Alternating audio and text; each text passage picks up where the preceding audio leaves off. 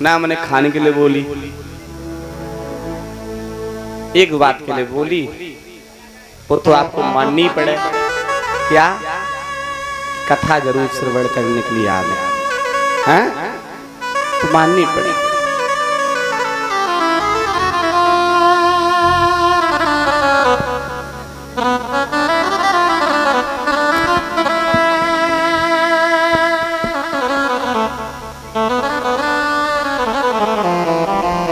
तुम इशारों का करेंगे का चढ़ाएंगे बने तुम कितनी को तो बहन जी तो क्या बात है। कल दुष्यंत मांग मांग हट गए कि मौसी 500 रुपया दे दो। जब आप लड़का को ना 500 रुपया दे, बाबा जी को का 200 रुपये चढ़ाएंगे तुम कितने को इशारों करो चढ़ा ना चढ़ा रही हम अगर दें तो धरे और लेंगे। बटुआ खुल, अब 200 ना लेंगे सबके सामने, 200 तो भी हते ही हमारे। अब बात खुल गई तो ब्याज लगना चाहिए ना। बोले वृंदावन बिहारी लाल की।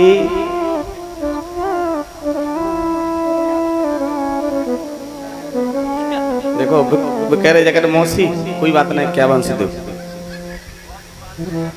चलो जी मौसी तुम्हारी 51 हमें ना दे, 2100 रुपया भंडारे कल दे दे, हमें ना चाहिए। सही है कि नहीं? क्यों हम ना तो फिर हम पेटू हो जाएंगे। हाँ कोई बात ना है।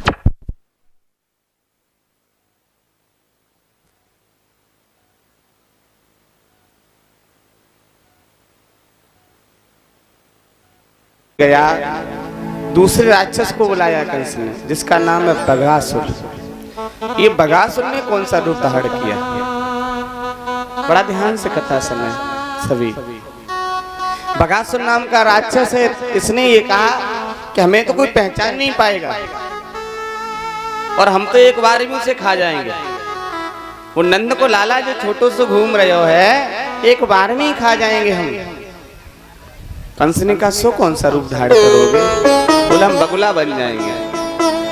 क्या बन जाएंगे? बगुला। और जाके वहां यमुना के समीप बैठ जाएंगे, जैसे वो घूमता हुआ आएगा वैसे एक बार में। बगासुर नाम का राक्षस बगुला बन के बैठ गया। भगवान गौचरण करने के लिए गए और भगवान ने जैसे ही दूर से देखा, तन की जाने मन की जाने, जाने चित्त की चोरी, उन प्रभु से क्या छिपा है जिनके हाथ रज डोरी। वो सब जान गए। उन्होंने कहा ये भी आ गए मरने के लिए। थोड़ी देर तो घूमते रहे, गौचरण करते रहे। घूमते घूमते घूमते घूमते यमुना के समीप ही पहुंच गए। और वो बगुला बड़े, आपने देखा होगा कि बगुला बहुत ध्यान से बैठता है। काक चेष्टा बको ध्यानम, स्वान निद्रा अल्पाहारी गृह त्यागी। काक चेष्टा, कौवे की जैसी दृष्टि होनी चाहिए। कौवे की नजर बहुत तेज होती है, इधर उधर देखता रहता है। बको ध्यानम, बगुले जैसा ध्यान। बगुला बिल्कुल ध्यान में बैठा है। वो सोच रहा कि ये न जान पाए कि हम कोई राक्षस हैं, और ध्यान में बैठा हुआ है। और जब ध्यान में बैठा भैया, इधर भगवान घूमते हुए जैसे पहुंचे और उसने अपना मुख खोला और भगवान को एक बार में पूरा अंदर ले लिया। बगुले के अंदर इतनी शक्ति होती है कि जिसे एक बार अंदर ले ले उसे तुरंत पानी कर देता है। थोड़ा पानी डलवा दो थोड़ा।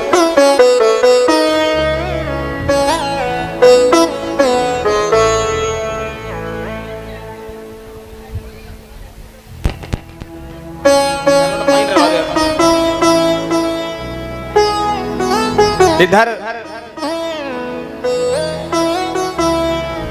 जैसी एक बार में बगुले ने अंदर लिया, भगवान ने देखा कि अरे ये तो हमें पानी करने के चक्कर में है। तो भगवान ने अपने शरीर को इतना गर्म कर दिया अंदर ही अंदर कि बगुले का मुंह फट गया। और मुंह फटने के बाद भगवान बाहर निकल के आ गए। बगासुर नाम के राक्षस का अंत हो गया। ये बात जैसे दूर से दाऊ भैया ने देखी, बलराम जी ने देखा तो भागते हुए आए, बोले ये कौन है, ये कौन है। और वो बगुला कोई इतना बड़ा वाला बगुला नहीं था। जब वो बगुला का मुंह फट के जमीन पे गिरा है तो कम से कम 100 मीटर लंबा बगुला था। इतना भयानक रूप बगुले का था। बगासुर नाम का राक्षस बहुत बड़ा राक्षस था। भगवान ने जैसी गर्म शरीर किया है, उसने मुख को खोला और मुंह फट गया। भगवान बाहर निकल के आए। बगासुर नाम के राक्षस का अंत हो गया। इधर कंस नित्य प्रतिदिन सोच रहा है कि पता नहीं हमारा काल कैसा होगा, कितना बड़ा हो गया होगा। एक दिन की बात है कि कंस के दरबार में, कंस की कचहरी में देव ऋषि नारद जी का आगमन हो गया। और जब नारद जी का आगमन हुआ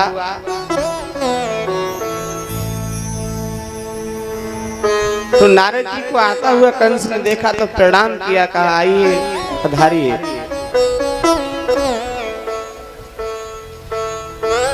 बैठा लिया है नारद जी को। नारद जी से वार्तालाप होने लगा।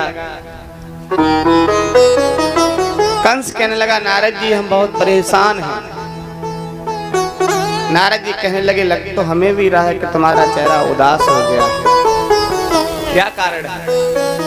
कंस कहने लगा नारद जी तुम्हें मालूम ही होगा कि गोकुल में हमारा काल जीवित रह रहा है और हमने अब तक जितने भी राक्षस भेजे आज दिन तक कोई लौट के नहीं आया। किसी ने ये नहीं बताया कि तेरा राक्षस काला है, गोरा है, कैसा है। किसी ने कुछ जवाब ही नहीं दिया, लौट के नहीं आया। हमारी निद्रा चली गई है, भूख चली गई है नारद जी। नारद जी कहने लगे अगर तुम मेरी बात मानो तो हम तुम्हें एक उपाय बता दें, तुम्हारे काल मृत्यु हो जाएगी। का नारद जी हमें उपाय ना बताओ, हम नहीं जाएंगे वहां, हम नहीं जाएंगे। नारद जी ने कहा हम ऐसा उपाय बताएंगे तुम्हें जाना ही नहीं पड़ेगा, तुम्हारा काल स्वयं चल के आएगा। कंस ने पैर पकड़ लिए, कहा ये उपाय जरूर बताओ जो हमारा काल स्वयं चल के आ जाए। जैसे ही सुना आज भैया कंस की जब दुख की घड़ी आ रही है तो ये तूफान तो जोड़ भरेगा ही। जब पृथ्वी लोक से राक्षस जैसे का अंत होगा तो फिर तूफान तो एक बार जोड़ भरेगा ही भरेगा। भगवान जब समय आते हैं उस समय, और जब राक्षस कोई जाता है उस समय पृथ्वी को बहुत कुछ मिलता है। भगवान आते हैं पृथ्वी प्रसन्न होती है, राक्षस जाता तब भी पृथ्वी प्रसन्न होती है। दो ही टाइम, जब भक्त आए, राक्षस भक्त कोई भी पृथ्वी पे आए तो पृथ्वी बहुत प्रसन्न है, और कोई राक्षस यहाँ से जाए तो पृथ्वी बहुत प्रसन्न कि आज भार हट गया।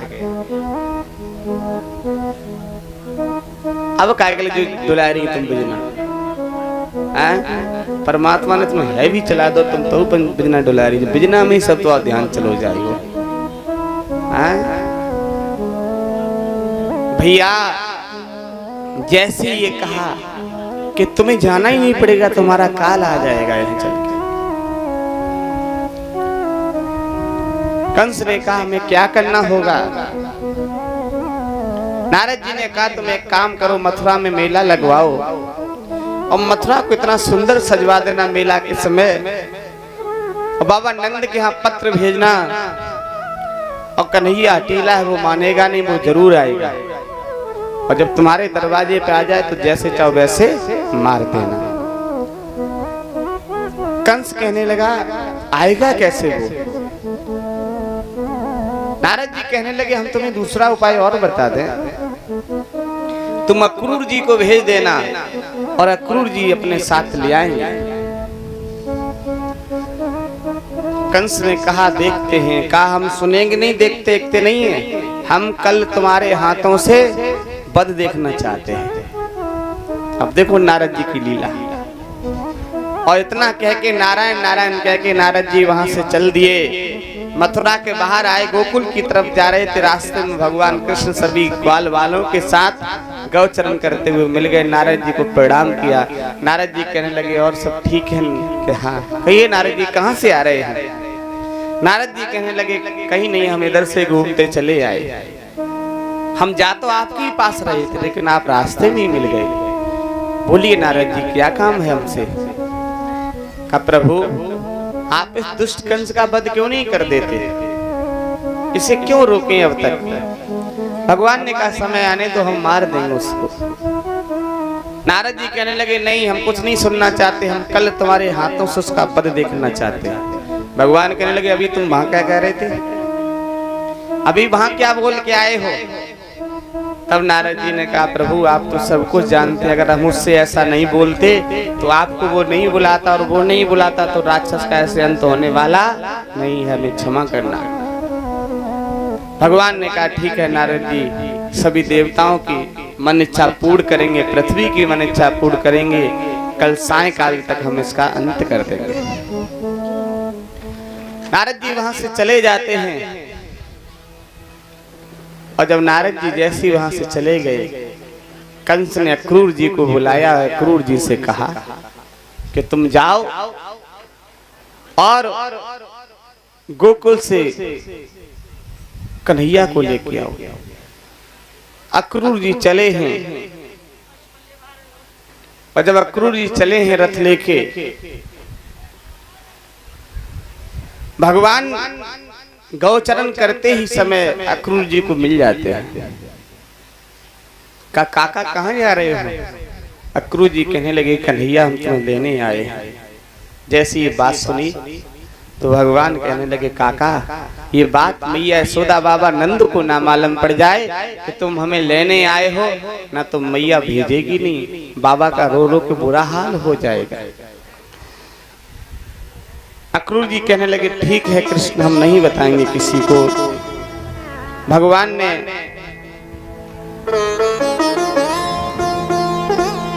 इधर अक्रूर जी से कह दिया कि काका तुम जाके विश्राम गृह में रुक जाना, कल प्रातः काल हम तुम्हारे साथ चलेंगे, हम आपको वचन देते हैं। अक्रूर जी गए हैं विश्राम गृह में, रुक गए हैं। इधर भगवान देखिए, अगर आपने कथा ये श्रवण नहीं की तो कथा का कोई ये नहीं मालूम पड़ेगा कथा क्या थी। ये लाल साड़ी पीली साड़ी बाय तो आते ही रंगेगा हैं, ये तो आते ही रंगे जाते रंगे। भैया कथा में भाग ले लो, आप बैठ गए हो, क्योंकि ये तो हैं 3 और 4 बजे वाले ठहरे, तो जिन्हें तो उतना ही कथा को फल मिलन दो। फिर आप पहले आने के बाद भी अपना समय नष्ट कर दो तो क्या पहले आने से लाभ है?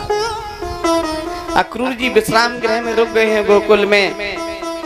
भगवान गौचरण करके आए हैं, खरक में गैया को बांधा है, भगवान बैठे हैं खरक में। आज एक बात सोचने लगे, विचार करने लगे कि हम ये गोकुल कैसे छोड़ पाएंगे, ये सखा कैसे हमसे दूर हो पाएंगे। गोपियों